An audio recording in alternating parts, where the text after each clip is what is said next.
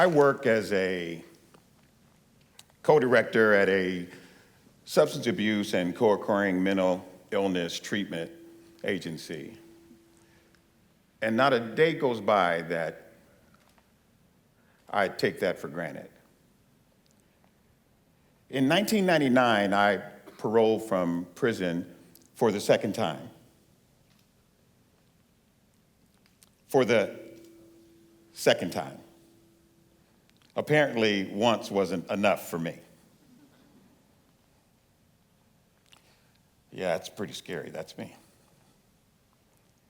All told, I spent over 8 years in prison on probation or on parole for numerous felony drug charges. For 10 years, I woke up smoking crack every morning and went to bed smoking crack every night. I spent most of my time trying to escape the hopeless reality of my life by getting high.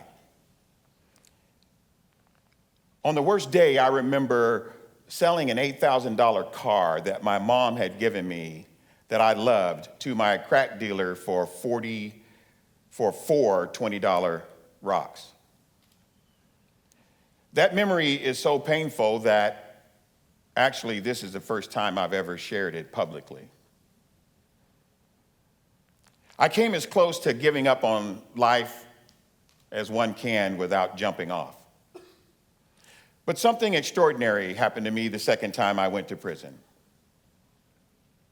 About 2 months into my sentence, I got a letter from my ex-wife telling me that my mother, the person I profess to love and care about more than anyone in the world, had had a heart attack and was likely going to die. This wasn't my biological mother who had abandoned me shortly after I was born, but the real mother who had raised me as her own for all of my life. I was forced to look at what kind of person I had become. And the person I had become was not easy to look at. Because I had become the son who would not be there to comfort his 77-year-old mother, laying all alone in a stark hospital room when she needed him the most, because of my selfish need to escape my realities by getting high. In a moment of brutal honesty, I had to admit I had been living a lie. I was not the loving son or the faithful partner or the supportive father or the good citizen that I had been telling everyone, including myself, for years. It was then that I decided that I needed to try to change my life into something that I and my mother, wherever she might be, could be proud of. And a tiny seed of change was planted deep inside me. So after my release from prison, I decided I would go back to school. Because I figured, what better place can a middle-aged, 240-pound black ex-convict go to blend in than a white bread community college with a whole bunch of 20-something co-eds. But I was fortunate. I was fortunate because at the local junior college where I landed, I ran into 2 instructors that changed my life. It was my interactions with these instructors that helped me to regain the self-worth and purpose and meaning and confidence that my drug use and drug-related lifestyle had stolen from me. I'll never forget the moment that I realized that I understood that I could create my own miracle. It all started when I went up to one of Professor Senna's office hours, fishing for some special praise because that had become my new drug of choice. She listened to me describe some super cool thing I had just done. And with no pomp and circumstance, she looked at me and said, "Isn't it amazing, BJ, what a person can do when they start believing in themselves?" And then, as if nothing special had happened, she turned back to her desk and what she was doing. Well, I walked away from that office hour dazed and confused and wondering what had happened.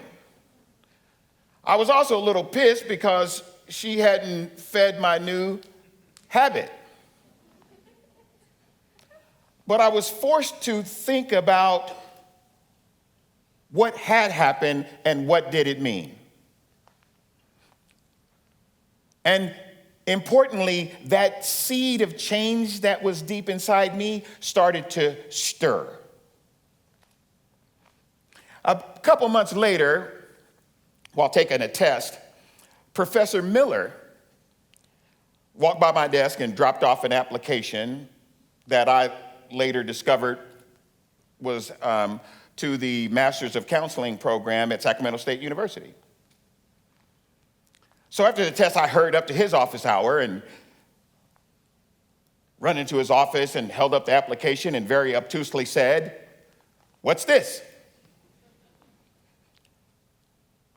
And without hesitation, he responded, "I'm quite confident in your ability to read, so I'm sure you can figure that out on your own."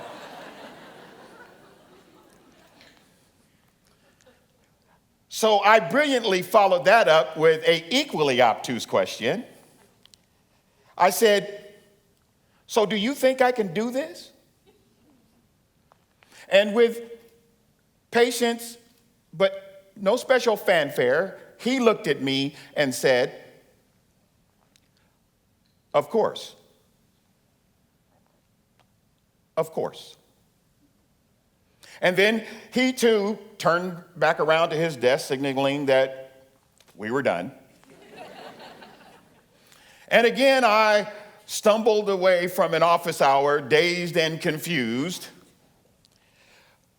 But this time, the seeds of believing in myself that had been planted in my garden of self-doubt took root and started to grow.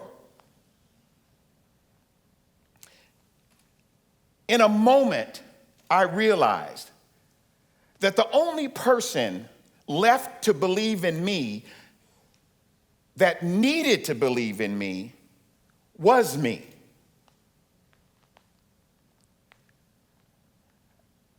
As my tears started to well up in my eyes, for the first time since I had left prison, I felt free. After 3 years, I finally felt free of the mental and emotional shackles caused by the shame and the pain and the despair of my years of drug use. For years, I and people like me had been told, once an addict, always an addict. Once a criminal, always a criminal. Once a loser, always a loser. But I realized that was only true if you believed it. I have learned the hard way how paralyzing self-doubt can be. It contributes to people choosing misery over joy and emptiness over fulfillment, and imprisonment over freedom, and unnecessarily so. In 2006, only 7 years after I walked off the yard at Corcoran State Prison, I walked across the stage, and I was conferred my doctorate in clinical psychology.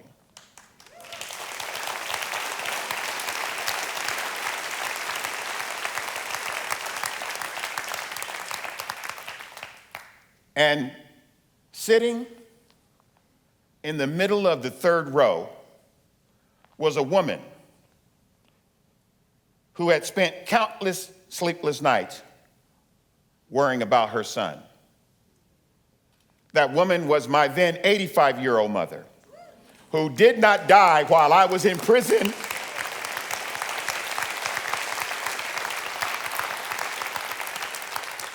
But lived to see me become the man she always believed I could be.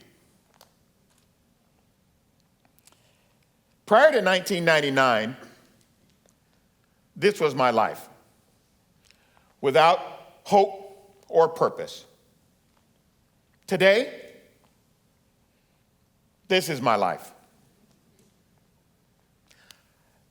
Now, I want to say here that I'm often frustrated when I hear people attribute a person's successful recovery or rehabilitation to a miracle, as if their hard work and perseverance had nothing to do with it. I needed to say that because it was regaining my belief in myself that gave me the power to change the direction of my life, and is what allows me to now provide hope to others facing similar challenges. Because I'm living proof. I'm living proof that a person's past does not have to define their future. Now, you don't have to go to prison to learn the lessons I have. In fact, I really wouldn't recommend it. But know this: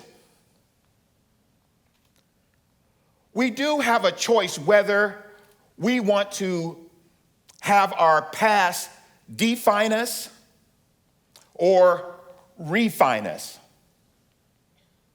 And as I tell the thousands of individuals struggling with addictions and other painful life challenges that come through our clinic,